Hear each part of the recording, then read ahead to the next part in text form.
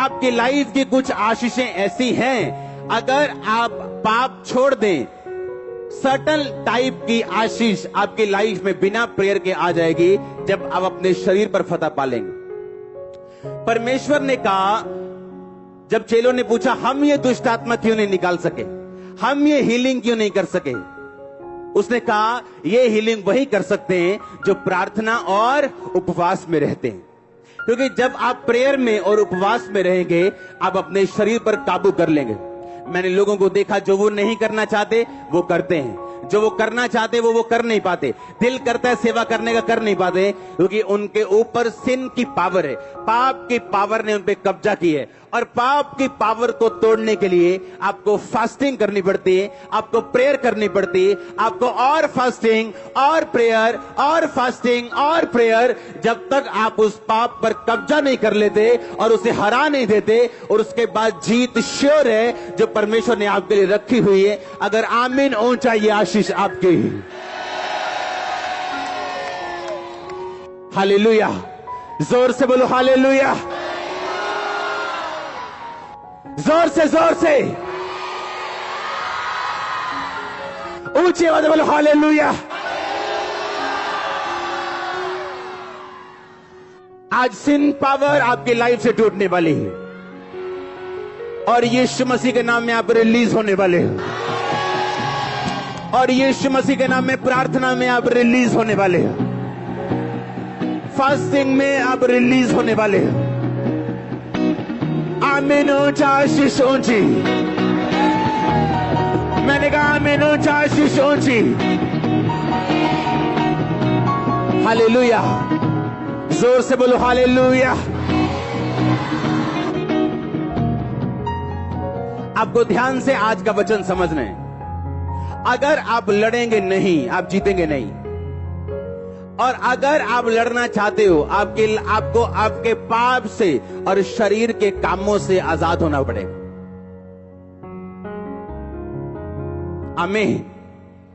जब जब आप अपनी बुलाहट के अनुसार लड़ेंगे, वो व्यभिचार हो सकता है जिससे आपकी लड़ाई हो, गंदा देखना हो सकता है जो आपकी कमजोरी हो, टीवी हो सकता है, झूठ बोलना हो सकता है, पैसा हो सकता है, चोरी हो सकता है, गंदगी हो सकता है, गंदे दोस्त हो सकते हैं। ये आपकी रुकावट है लड़ने में, ये आपको इनइफेक्टिव, ये आपको ऐसा हथियार बनाती जो धोत है, जिसकी धार कमजोर है। और जब धार कमजोर होगी, पेड़ कटने में टाइम लगेगा, जोर ज्यादा लगेगा। जो काम दूसरा बंदा आराम से कर रहा है वो आपको हैवी लगेगा। आप कुछ पापों के ऊपर फतह पा लेंगे, परमेश्वर कुछ ब्लेसिंग्स, चर्च ग्रोथ, ऐसी चीजें जो लोग मांगते मिलती नहीं, आपकी लाइफ में रिलीज करता है उनको। वो फाइनेंशियल ब्लेसिंग हो, वो कोई भी ब्लेसिंग क्यों ना हो, जब जब आप परमेश्वर की ओर बढ़ेंगे और अपने पाप के ऊपर फतह पाएंगे, वो आपकी लाइफ में आने वाली हैं। कुछ ब्लेसिंग्स ऐसी हैं, जब तक आप अपने पापों के ऊपर फतह नहीं पाते, वो आपकी लाइफ में एंटर नहीं करती। हालेलुया।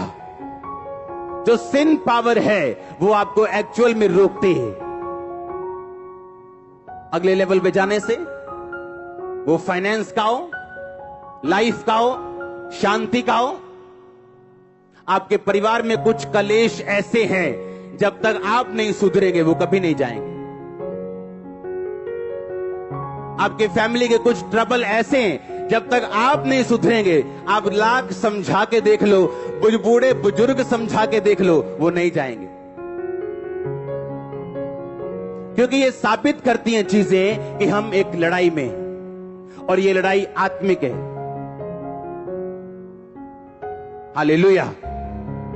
शैतान खराब करना चाहता है लोगों को, वो मारना चाहता है। बाइबल कहती है वो घात करने आया, नष्ट करने आया, इसलिए उसने बच्चे को पकड़ा, रबीज दी। अब वो पागल हो चुका है, कुत्तों की तरह बोलता है, कुत्तों की तरह करता है, पानी से डरता है। परमेश्वर कहता मैं आया कि तुम बहुतायत का जीवन पाओ। क्रूसेड अटेंड करते हैं, दुष्ट आत्मा जाती, घर जाता है बिल्कुल हील, एक दिन चेक करते हैं, 2 दिन चेक करते हैं, क्रूसेड पे गवाही देते हैं, आज 6 महीने बाद फिर गवाही देने आए।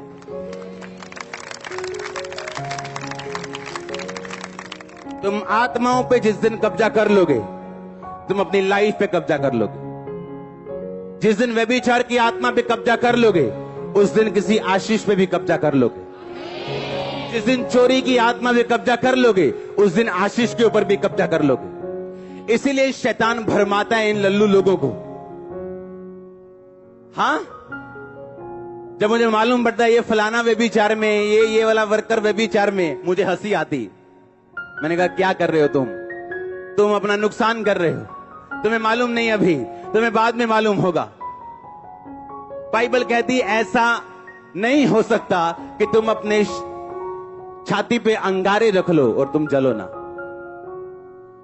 इसका परिणाम नाक दोना सा कड़वा होगा। और बाइबल कहती व्यभिचारी बंदे की बेइज्जती जब तक वो धरती पे जिएगा कभी मिटेगी नहीं।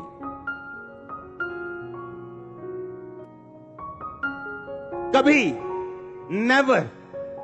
आज सैमसंग बोलो तो क्या याद आता है? व्यभिचार, दलीला आती है कि नहीं? उसके सारे अच्छे काम भूल गए, दलीला याद है। हालेलुया। जिंदगी आत्मिक है, बोलो पड़ोसी को ध्यान से कान में खोल के। आमीन। दाऊद अच्छा भला था, बाइबल कहती है उसको शत्रुओं से विश्राम मिला। अपनी से इतना विश्राम मिला कि अब उसे लड़ने जाने की भी जरूरत नहीं थी। अब वो अपने लोगों को लड़ने के लिए भेजता था और उसके लोग जीत के आते थे। नहीं तो राजा के बिना जीतना बड़ा मुश्किल। राजा के पुरुषार्थ और उसके हियाव से सेना जीतती थी। अब दाऊद उस लेवल पे आ गया था कि उसे खुद जाने की जरूरत नहीं, सेना भेजता था और सेना जीत के आती थी। अपना सेनापति योआब भेजता था और वो जीत के आता था। और लिखा जब वो आराम करने लगा और अपनी छत पे टहलने लगा तो एक औरत को नंगा नहाते हुए देखा और उसको बुला के उसके साथ सोया। अब वो औरत प्रेग्नेंट हो गई। अब उसने कहा मैं इसको पाप को ढक दूंगा।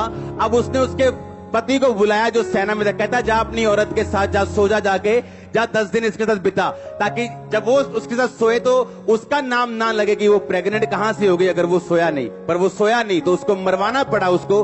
तो परमेश्वर ने बुला के बोला मैंने तुझे सारी आशीषें दी, मैं और भी तुझको बहुत कुछ देने वाला था, पर अब तूने पाप किया। अब वही तलवार जो तूने इसके पति पे चलवा के मारा है तेरे घराने पे चलाई जाएगी। उसके बाद मालूम क्या हुआ? उसके बाद दाऊद के कितने बच्चे थे, उसका अपना बेटा उसकी अपनी बेटी के ऊपर मोहित हो गया। बाइबल कहती है उसके साथ रेप किया और उसके बाद उससे नफरत करने लगा और उसके अपने भाई ने फिर अपने भाई को मारा अपनी बहन का रेप करने के कारण। अब आप सोचो क्या प्रेयर बचा सकी उसे कि प्रभु मेरे घर में कोई अभी गुनाह ना हो, कोई परमेश्वर कलेश ना पड़े। आप कलेश नहीं रोक सकते अगर आप खुद पाप में हो तो, क्योंकि वो आत्माएं आपके घर को इफेक्ट करेंगी, आपके फाइनेंस को इफेक्ट करेंगी, आपके शरीर को इफेक्ट करेंगी। पास्टर्स लोगों को मैं बताना चाहता हूं जो ऑनलाइन है, लोगों की कंडीशन देख के कभी मत फैसला करो, कभी नहीं, कभी भी नहीं, नेवर। ऐसे लोग हैं जो मैंने गाते हुए देखे क्वायर में और आगे बोलेंगे पापा जी मैंने थायराइड है, और बाद में मालूम होता है इनकी फ्रेंडशिप थी यहीं पे किसी के साथ और पापा प्रेयर कर रहे थायराइड पे। नो नो, ये वो वाला पापा नहीं। हालेलुया। जिसकी आंखें बंद हो।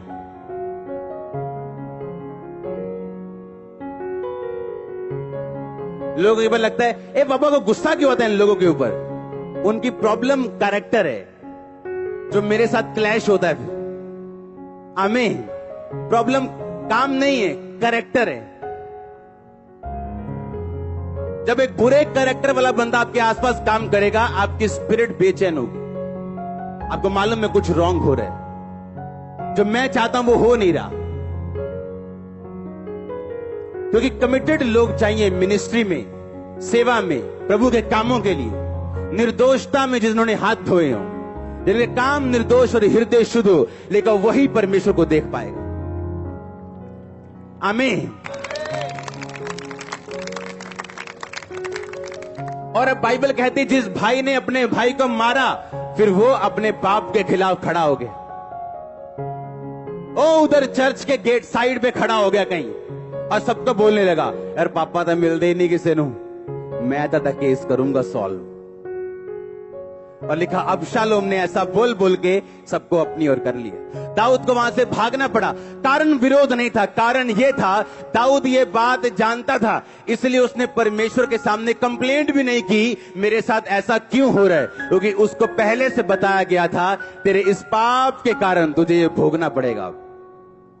तो माफ तो हो चुका है, लेकिन माफी का मतलब ये नहीं है कि तू 100वीं पौड़ी से गिरे, माफी मांगे, माफ कर दिया जाएगा, लेकिन 100वीं पौड़ी पे दोबारा तुम्हें रखा नहीं जाएगा, तुझे फिर 1 2 3 से शुरू करना पड़ेगा। और जब तक उसके पाप का कोर्स, उसकी सजा का पूरा नहीं हुआ, वो वापिस यरूशलेम को नहीं आया। नंगे पांव पहाड़ों पे जाता रहा, नंगे पांव उसी तरह जैसे बचपन जवानी में नंगे पांव घूमता था, वैसे ही कर दिया गया शैतान के चक्कर में फंस के।